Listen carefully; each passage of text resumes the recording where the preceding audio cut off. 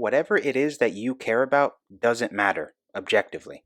Whether it's your child, your family, your favorite foods, whatever you care about, it's all just chemicals in your brain making you feel those emotions. That's all emotions are.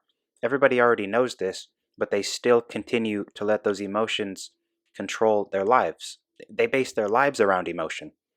Now, I'm not saying you need to rid yourself of all emotions to stop caring for those around you.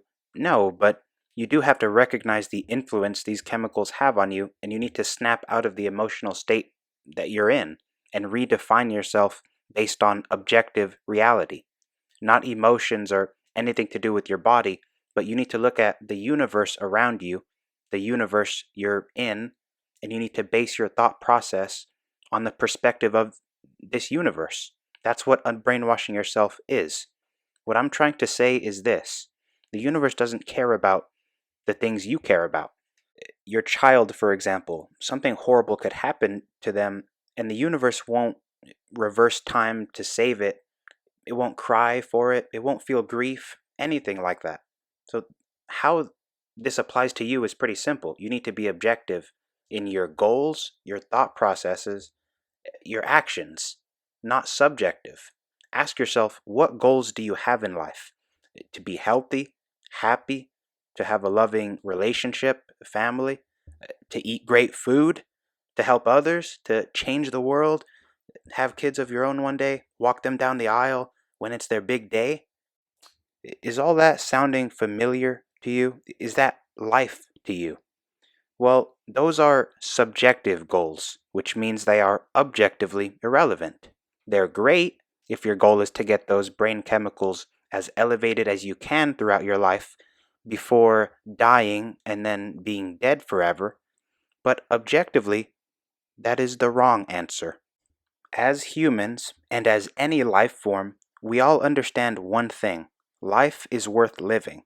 We all know this, we all run away from danger, and we all do our best to survive till the next day, no matter how bad of a shape we're in. It's a part of life. You exist right now, even though you've had opportunities to not be. You've been on tall buildings or cliffs, looking down, you didn't jump. You've been next to prescription bottles, a bunch of pills, you didn't down them. So on and so forth. You've had opportunities to not be here, but you're here.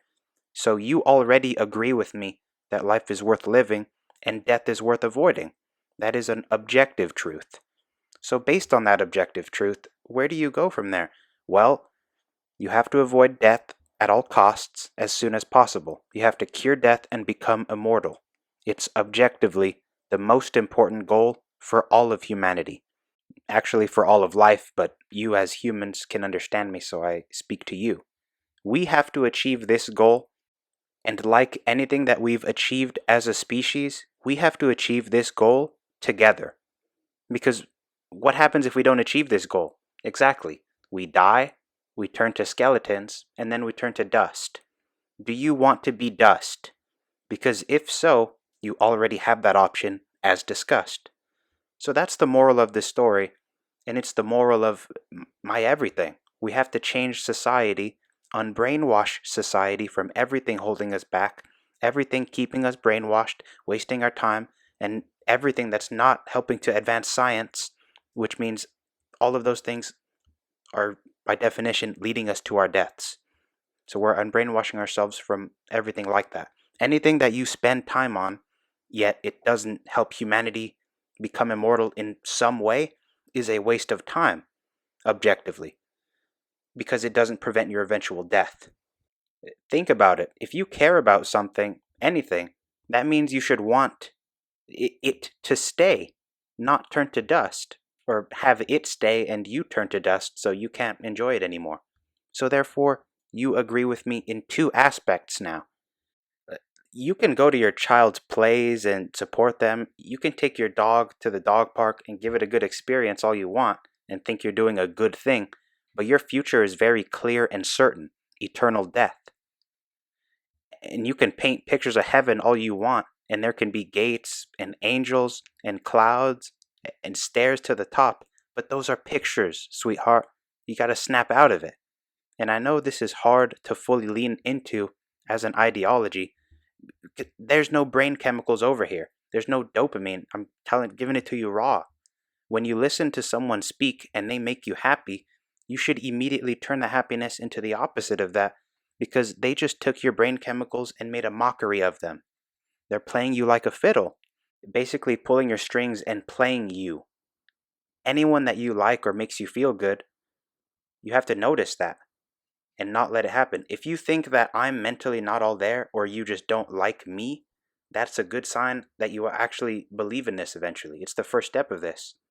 It's a hard truth. What you're going to become, in my eyes, is obviously an unbrainwashed human. Someone that, at the very least, tells others about this movement. Unbrainwashing ourselves and becoming immortal. Changing society to get rid of everything holding us back.